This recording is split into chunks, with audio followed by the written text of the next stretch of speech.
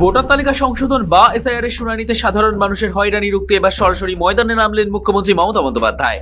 SIR এর logical discrepancy নিয়ে সোমবার সুপ্রিম কোর্ট বড় নির্দেশ দিয়েছে। স্পষ্ট বলা হয়েছে, তথ্যগত অসঙ্গতি যাদের রয়েছে তাদের নামে তালিকা প্রকাশ করতে হবে এবং নথি জমায় রসিদও দিতে হবে কমিশনকে। সুপ্রিম কোর্টের এই নির্দেশকে রাজ্য তথা তৃণমূল কংগ্রেস নিজেদের জয় হিসেবেই দেখেছে। ঠিক তারপরই মঙ্গলবার জেলা শাসকদের সঙ্গে বৈঠকে বসেন মমতা বন্দ্যোপাধ্যায়। মঙ্গলবারই নবান্নে লজিক্যাল বৈঠক ডাকা হয়েছিল, যেখানে মুখ্য সচিব নন্দিনী চক্রবর্তী রাজ্যের সব জেলা শাসককে নিয়ে বৈঠক সারেন। ওই বৈঠকে 15 থেকে 20 মিনিটের জন্য উপস্থিত হয়েছিলেন মুখ্যমন্ত্রী মমতা বন্দ্যোপাধ্যায়। সেই বৈঠকেই কড়া নির্দেশ দিয়ে দেন মুখ্যমন্ত্রী।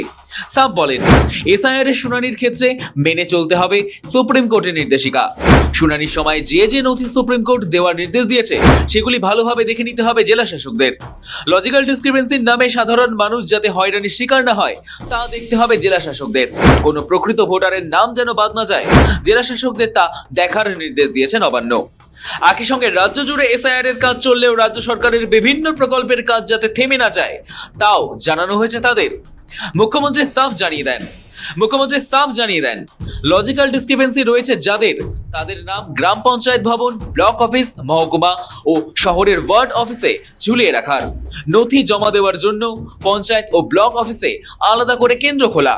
মাধ্যমিকের অ্যাডমিট কার্ড নথি হিসেবে জমা দেওয়ার মতো একাধিক নির্দেশ দিয়েছে দেশের শীর্ষ আদালত। সেই মতোই নথি জমা নেওয়ার পর রসিদ দেওয়া হচ্ছে কিনা তাও বিশেষভাবে দেখে নিতে হবে জেলা শাসকদের।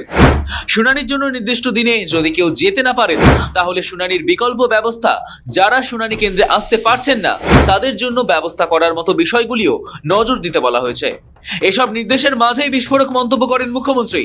সূত্রের খবর, মমতা বন্দ্যোপাধ্যায় নাকি জানিয়েছেন তার কাছে খবর রয়েছে 3 জন জেলা শাসক কমিশন ও কেন্দ্রের সঙ্গে নিয়মিত যোগাযোগ রাখছেন।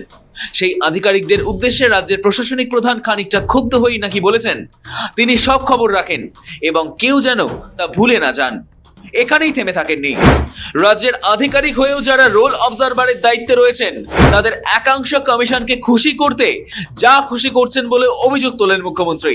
তাদের আর প্রয়োজন নেই বলে সাফ জানিয়ে দেন তিনি।